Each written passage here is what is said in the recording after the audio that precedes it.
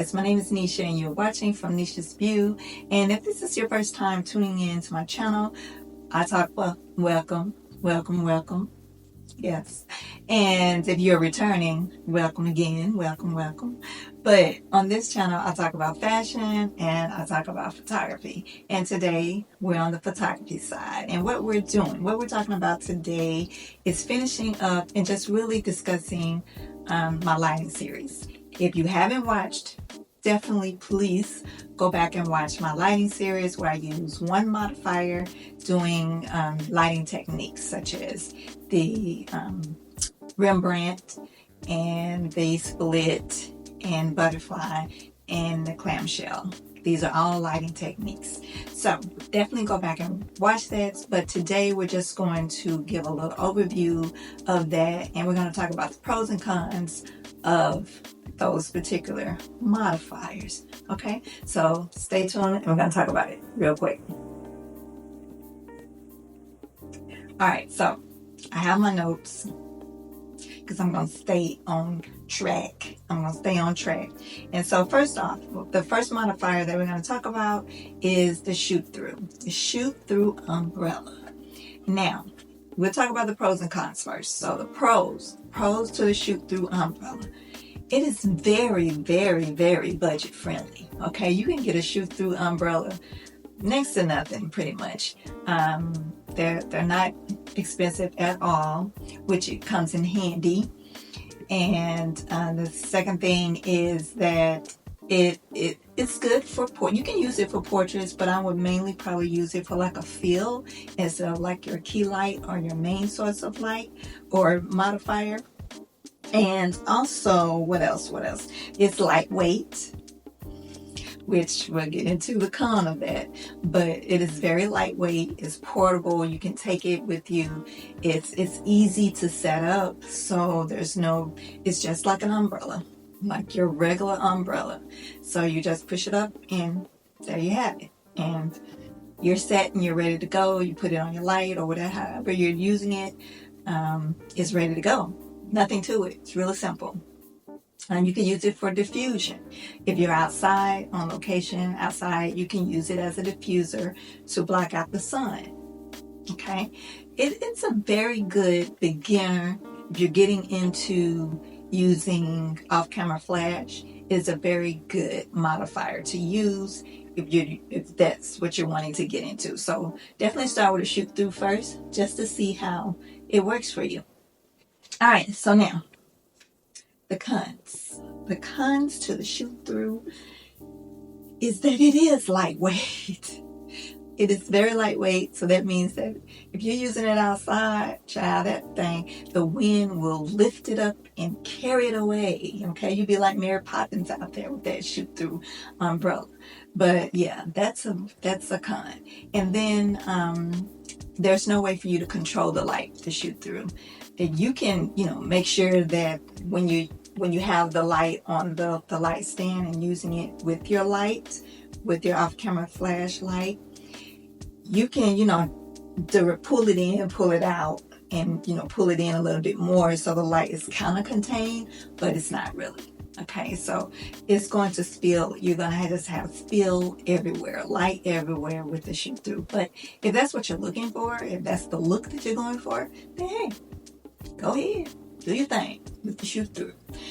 All right, so next up is the 33-inch softbox. Now, I love it. I love a softbox. I love a softbox because a pro for a 33-inch would be that it contains the light. So it's usually a softbox or an octabox, and you're able to control the light with that. You can put a grid on it and you can have even more control in direction. You can control the direction of the light with the grid on it. It's good for portraits. It's good for beauty work. It's good for product photography if that's what you're into. It's good for video. You're doing videography. It's good for that. So let's see what else I got on here as my pro. It's large enough for the 33-inch. That size is probably large enough for you to get at least 3 people, light lit up pretty well with 3 people. Definitely one person. And then even with your product photography, it's definitely good for that. What else? Oh yeah, like I said, you can add the grid to it, but yeah, definitely it's portable again. It's a good for being on location. It's small enough, but yet big enough. If you don't know what your location is, so the size, if you're going on location, if you don't know the space, then it's big enough and it's large enough. I mean, it's small enough and it's big enough for you to kind of maneuver with it. So yeah, that's the 33-inch softbox. Now, the 48-inch Beautydish softbox. What can I say about this thing? I love this modifier. And like I said in my last video, if you haven't watched, definitely go check it out. I don't know why I was not using this thing before, but I'm definitely going to start using it a lot more when I'm doing portraits, when I'm doing like product photography, if I'm doing beauty work. I'm using this 48-inch Beautydish. I am. Now this thing is huge. That's a con. Okay, so the con to it is that it's huge. Okay, it's kind of big, and so if you're not sure about your space, if you're going on location somewhere, you're not sure about your space, I want to take this. Okay, so if you have your own studio, your own space, you know what you're working with, then take this. All right. Yeah, pricey.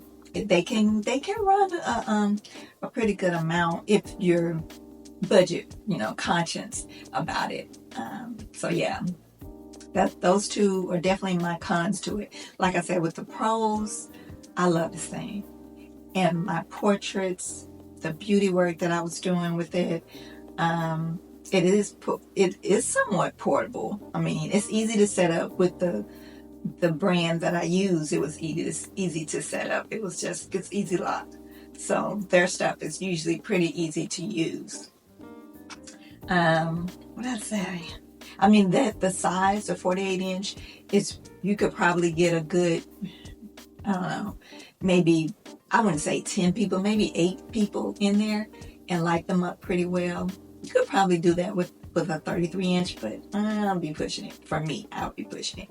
But yeah, this Beautydish was everything. Okay?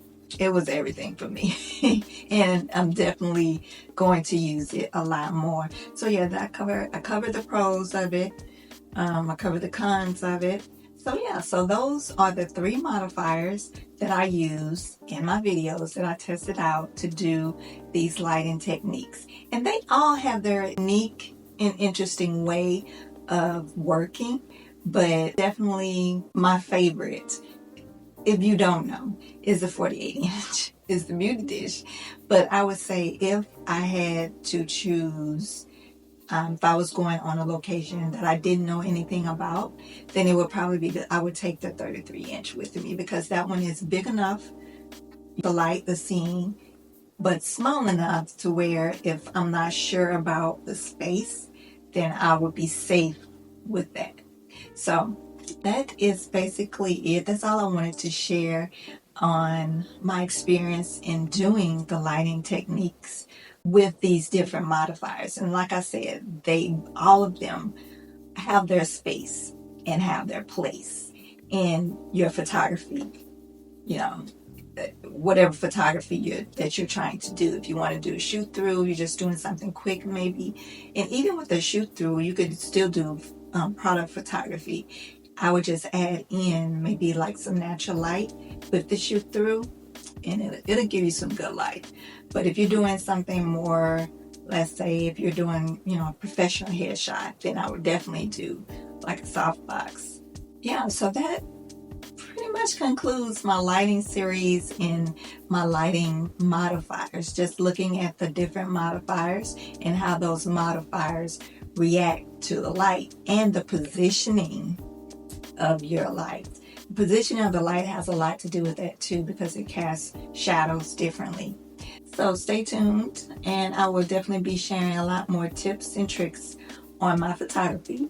And you know what you got to do? You got to hit that subscribe button. You got to hit the subscribe button, hit the like button, share it if you want to share it, comment if you want to comment. Just let me know what it is that what modifier is your favorite? What do you like to use in your photography or your videography? So until next time, I'll talk to you then. Thanks for watching my YouTube channel. Period.